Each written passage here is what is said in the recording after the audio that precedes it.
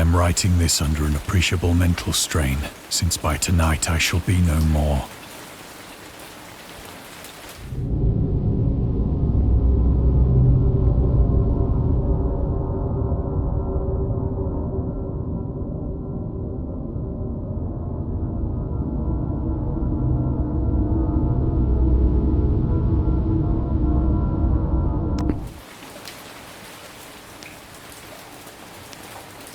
Penniless, and at the end of my supply of the drug which alone makes life endurable, I can bear the torture no longer, and shall cast myself from this garret window into the squalid street below.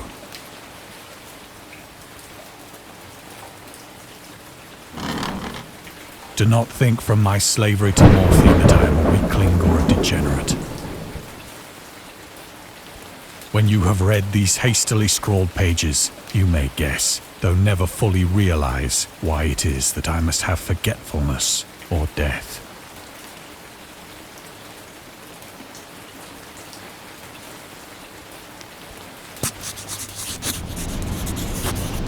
It was in one of the most open and least frequented parts of the broad Pacific that the packet of which I was supercargo fell a victim to the German sea raider.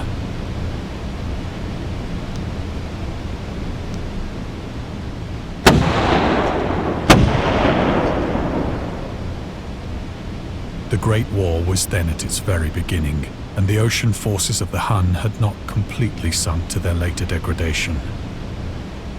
So that our vessel was made a legitimate prize, whilst we of her crew were treated with all the fairness and consideration due us as naval prisoners.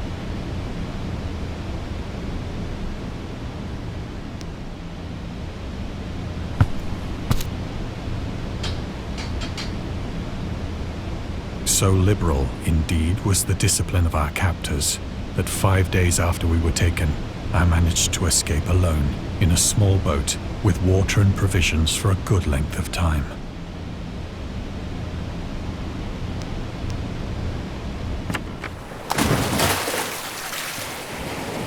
When I finally found myself adrift and free, I had but little idea of my surroundings. Never a competent navigator, I could only guess vaguely by the sun and stars that I was somewhat south of the equator. Of the longitude, I knew nothing, and no island or coastline was in sight.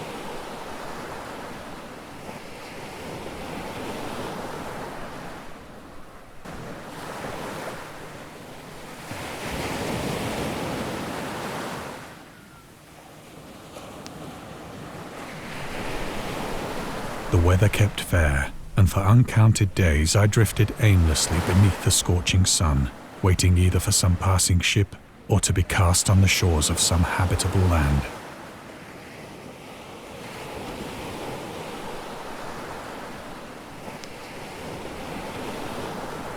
But neither ship nor land appeared, and I began to despair in my solitude upon the heaving vastness of unbroken blue. The change happened whilst I slept. Its details I shall never know, for my slumber, though troubled and dream-infested, was continuous.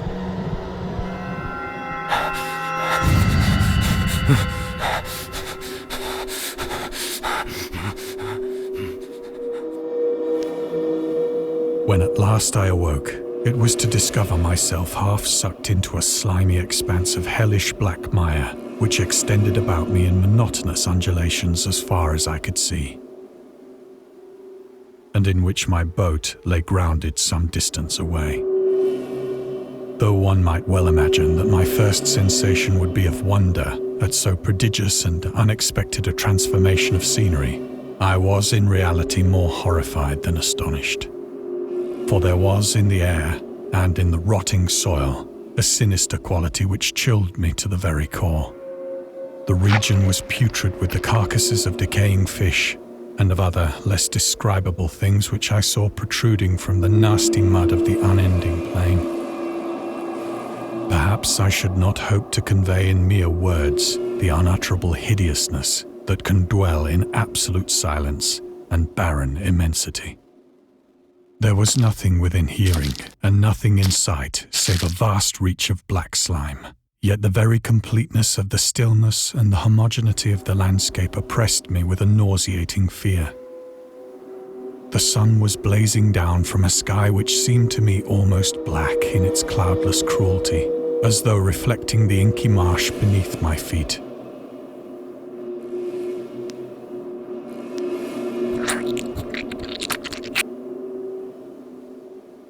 As I crawled into the stranded boat, I realized that only one theory could explain my position.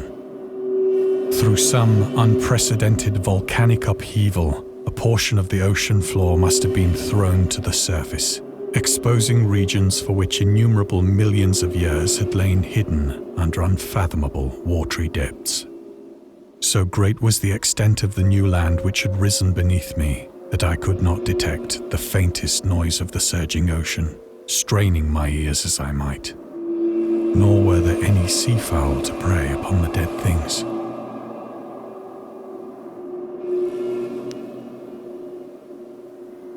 For several hours I sat thinking or brooding in the boat, which lay upon its side and afforded a slight shade as the sun moved across the heavens.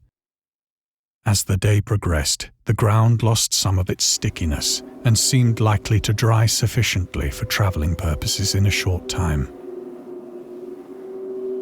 That night I slept but little, and the next day I made for myself a pack containing food and water, preparatory to an overland journey in search of the vanished sea and possible rescue.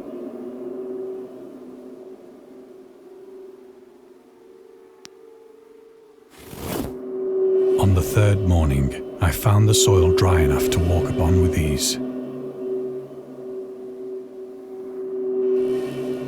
The odor of the fish was maddening, but I was too much concerned with graver things to mind so slight an evil, and set out boldly for an unknown goal.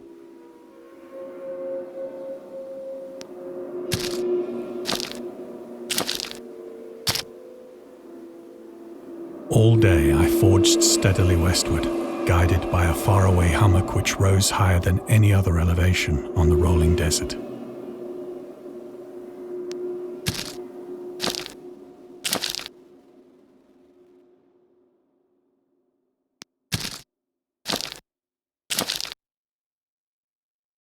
That night I encamped, and on the following day still travelled toward the hummock, though that object seemed scarcely nearer than when I had first espied it.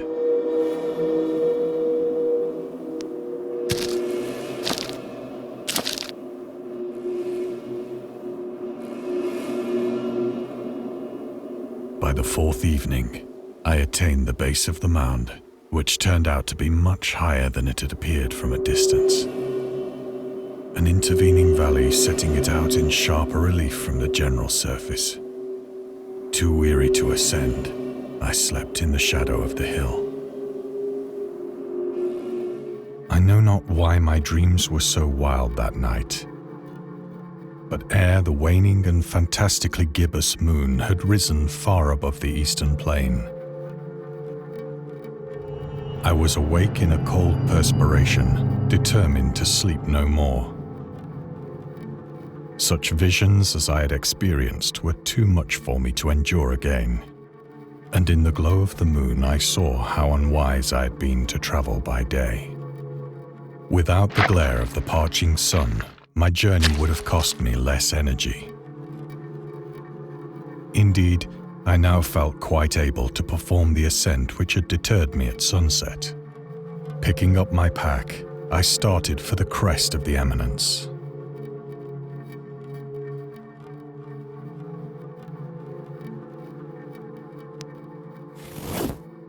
I have said that the unbroken monotony of the rolling plain was a source of vague horror to me.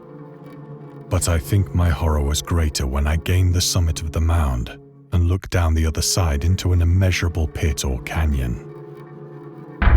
whose black recesses the moon had not yet soared high enough to illumine. I felt myself on the edge of the world, peering over the rim into a fathomless chaos of eternal night. Through my terror ran curious reminiscences of Paradise Lost, and of Satan's hideous climb through the unfashioned realms of darkness.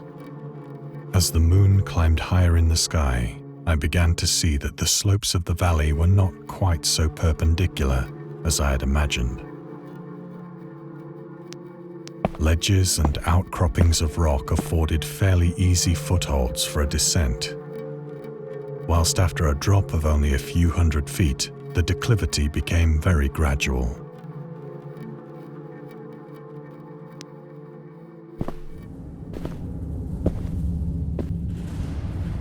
Urged on by an impulse which I cannot definitely analyze, I scrambled with difficulty down the rocks and stood on the gentler slope beneath, gazing into the Stygian deeps, where no light had yet penetrated. All at once, my attention was captured by a vast and singular object on the opposite slope, which rose steeply about 100 yards ahead of me. An object that gleamed whitely in the newly bestowed rays of the ascending moon.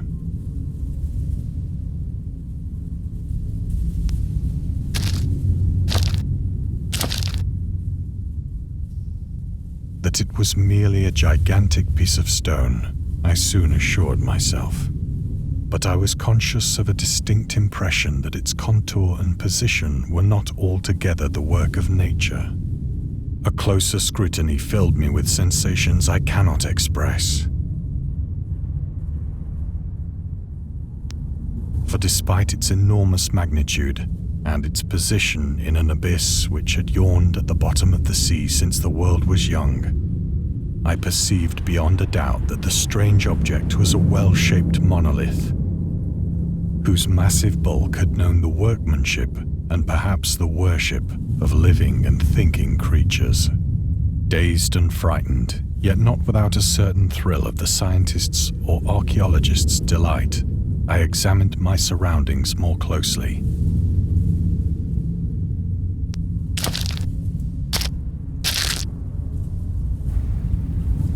The moon, now near the zenith, shone weirdly and vividly above the towering steeps that hemmed in the chasm, and revealed the fact that a far-flung body of water flowed at the bottom, winding out of sight in both directions and almost lapping my feet as I stood on the slope. Across the chasm, the wavelets washed the base of the cyclopean monolith, on whose surface I could now trace both inscriptions and crude sculptures.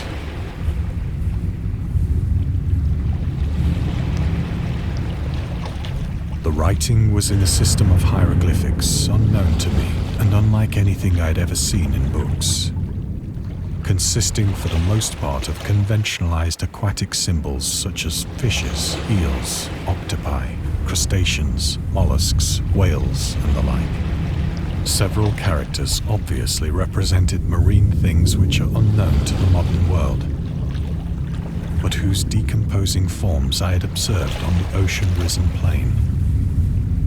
It was the pictorial carving, however, that did most to hold me spellbound.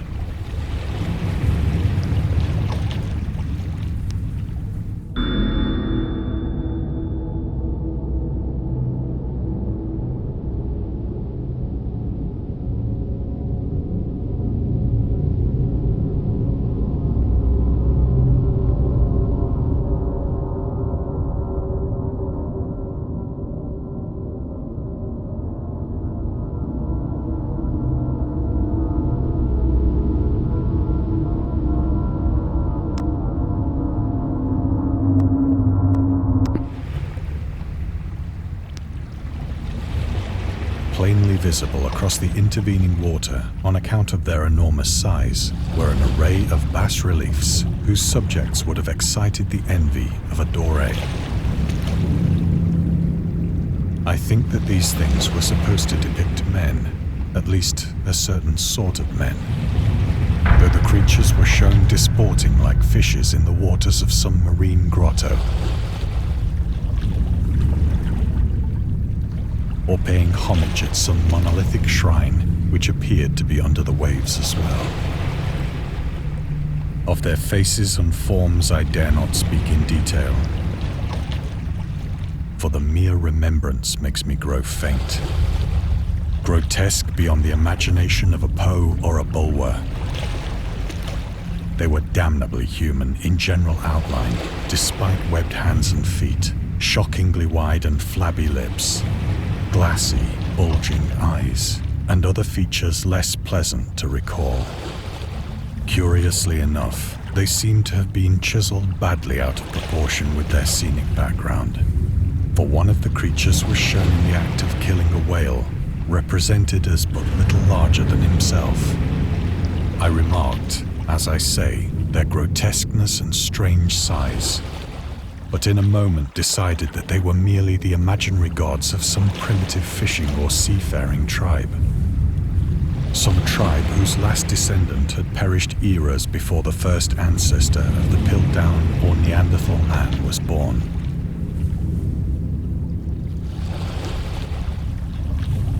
Awestruck at this unexpected glimpse into a past beyond the conception of the most daring anthropologist, I stood musing whilst the moon cast queer reflections on the silent channel before me. Then, suddenly, I saw it. With only a slight churning to mark its rise to the surface, the thing slid into view above the dark waters. Polyphemus-like and loathsome, it darted like a stupendous monster of nightmares to the monolith, about which it flung its gigantic scaly arms, the while it bowed its hideous head and gave vent to certain measured sounds.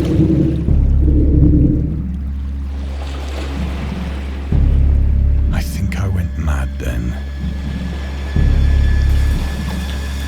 Of my frantic ascent of the sloping cliff and of my delirious journey back to the stranded boat, I remember little.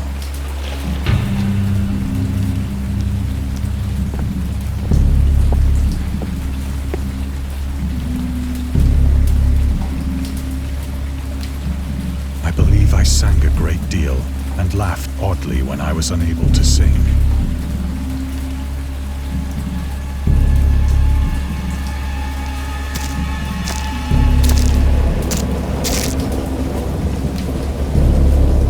Indistinct recollections of a great storm sometime after I reached the boat. At any rate, I know that I heard pearls of thunder and other tones which nature utters only in.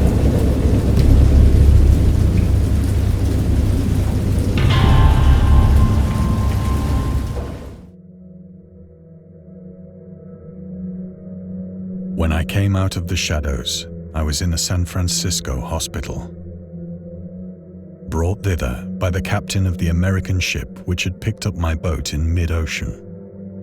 In my delirium, I had said much, but found that my words had been given scant attention. Of any land upheaval in the Pacific, my rescuers knew nothing, nor did I deem it necessary to insist upon a thing which I knew they could not believe.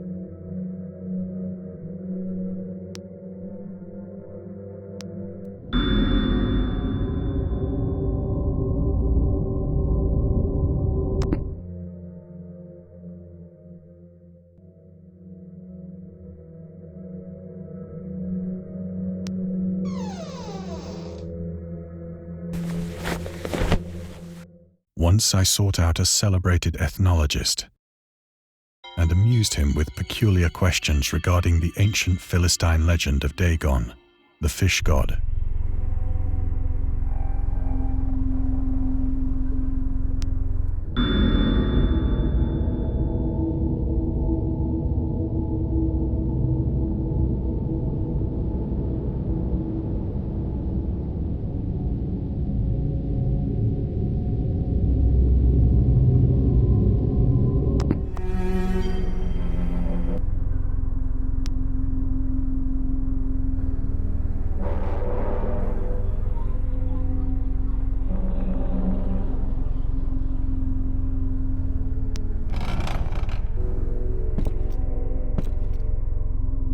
But soon perceiving that he was hopelessly conventional, I did not press my inquiries.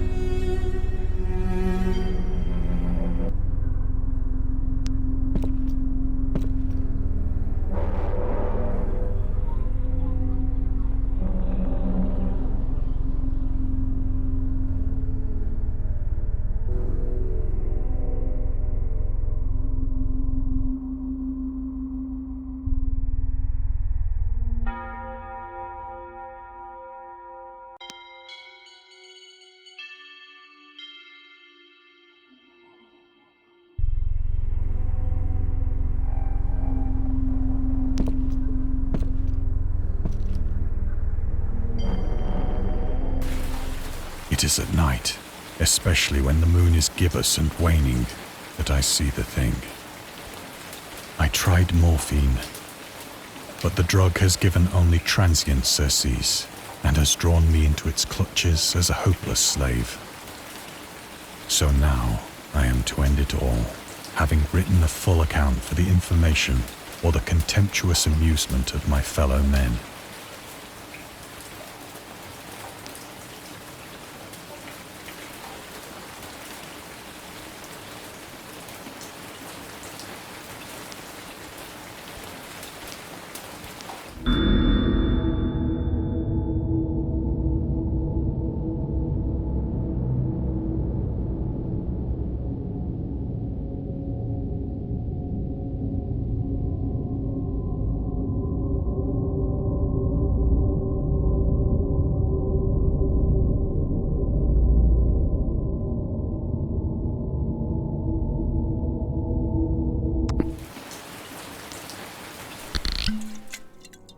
Often, I ask myself if it could not all have been a pure phantasm, a mere freak of fever as I lay sun-stricken and raving in the open boat after my escape from the German man-of-war. This I ask myself, but ever does there come before me a hideously vivid vision in reply. I cannot think of the deep sea without shuddering at the nameless things that may at this very moment be crawling and floundering on its slimy bed, worshipping their ancient stone idols and carving their own detestable likenesses on submarine obelisks of water-soaked granite. I dream of a day when they may rise above the billows to drag down into their reeking talons the remnants of puny, war-exhausted mankind. Of a day when the land shall sink and the dark ocean shall ascend amidst universal pandemonium.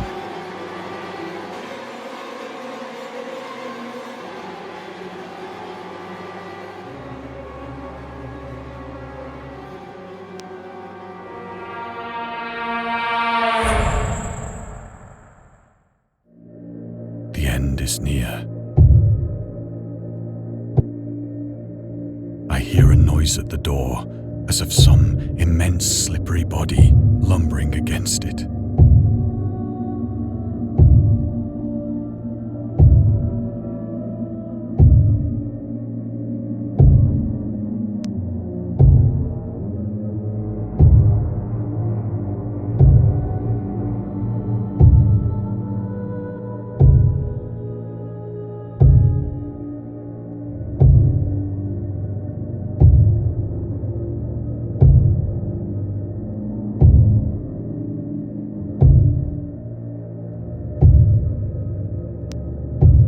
It shall not find me.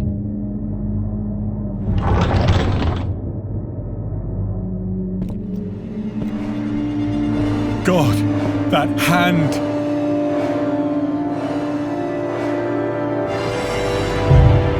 The window! The window!